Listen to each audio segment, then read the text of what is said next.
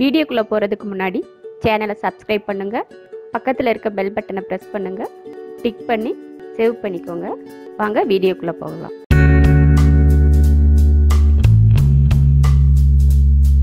Carrot rava laddu பண்ண போறோம். அதுக்கு கேரட் வந்து 250 கிராம் கட் பண்ணி எடுத்து வச்சிருக்கேன். ரவை வந்து 100 கிராம் எடுத்து வச்சிருக்கேன். 250 கிராமுக்கு 100 கிராம் ரவை, அதே அளவுக்கு 100 கிராம் சர்க்கரை எடுத்து வச்சிருக்கேன். முந்திரி திராட்சை நமக்கு எவ்வளவு தேவையோ அந்த அளவுக்கு சேர்த்துக்கலாம். பாதாம் பருப்பு கூட சேர்த்துக்கலாம். ஏலக்காய் 3 தட்டி எடுத்து வச்சிருக்கேன். நெய் 2 ஸ்பூன் எடுத்திருக்கேன். நெய் நமக்கு தேவை எவ்வளவோ அந்த அளவுக்கு சேர்த்துக்கலாம். இப்போ லட்டு ரெடி பண்ணலாம். ஃபர்ஸ்ட் கொஞ்சம் நெய் விட்டுக்கலாம். முந்திரி பருப்பு முதல்ல வறுத்துக்கலாம். முந்திரி திராட்சை ரெண்டையும் வறுத்து எடுத்துட்டு அதுக்கப்புறமா மற்றதை வறுத்துக்கலாம். வறுத்தாச்சு எடுத்துக்கலாம். அதே நெய்ல ரவையை வறுத்துக்கலாம்.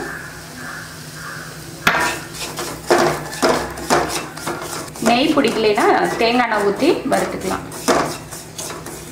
ரொம்ப ப்ரௌனாக வறுக்கணும்னு இல்லை, நல்லா அந்த ரவை வறுக்கிறப்போ ஒரு மணம் வரும். அந்த மணம் வர வரைக்கும் வறுத்தா போதும். ரவையை வறுத்தாச்சு, மாற்றி வச்சிடலாம். இப்போ ரவையை எடுத்துட்டு மறுபடியும் கொஞ்சம் நெய் விட்டுக்கலாம். இதில் கேரட் போட்டு வதக்கிக்கலாம்.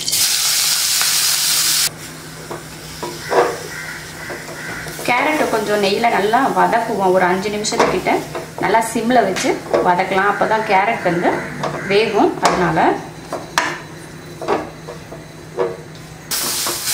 கேரட் வந்து நல்லா வதங்கியாச்சு. நம்ம வதக்கினது வந்து கலர் மாறி இருக்கும். அதே பார்த்தா வதங்கியாச்சுன்னு அர்த்தம். இப்போ இதில் நம்ம சர்க்கரை சேர்த்துக்கலாம்.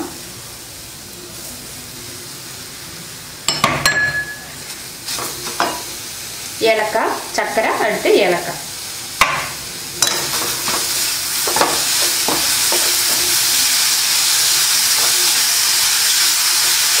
சூடுக்கு சர்க்கரை கரைஞ்சி அதுலேருந்து தண்ணி விட்டு வருது.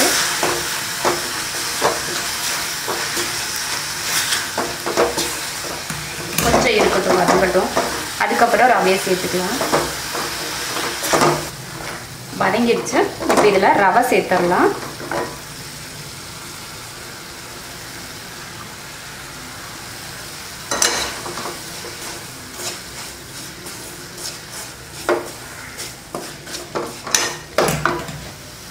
வறுத்து வச்ச முந்திரி திராட்சை இதில் சேர்த்துக்கலாம். அடுப்பை ஆஃப் பண்ணிடலாம். இப்போ ரவையும் கேரட்டும் நல்லா கலந்துடலாம். அப்போ தான் ஒன்றோட ஒன்று நல்லா ஒட்டும்.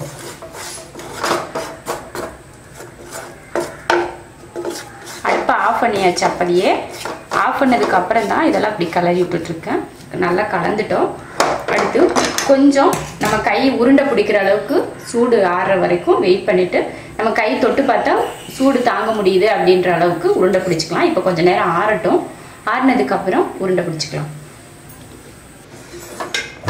ஆறிடுச்சு. இப்போ உருண்டை பிடிச்சிக்கலாம். நல்லா கைக்கு பிடிக்கிற அளவுக்கு சூடு இருக்குது. இப்போயே உருண்டை பிடிச்சாதான் உருண்டை பிடிக்கும். ஆறிடுச்சுன்னா உருண்டை பிடிக்கிறது கொஞ்சம் கஷ்டமாக இருக்கும். அதனால இப்போவே உருண்டை பிடிச்சிக்கலாம்.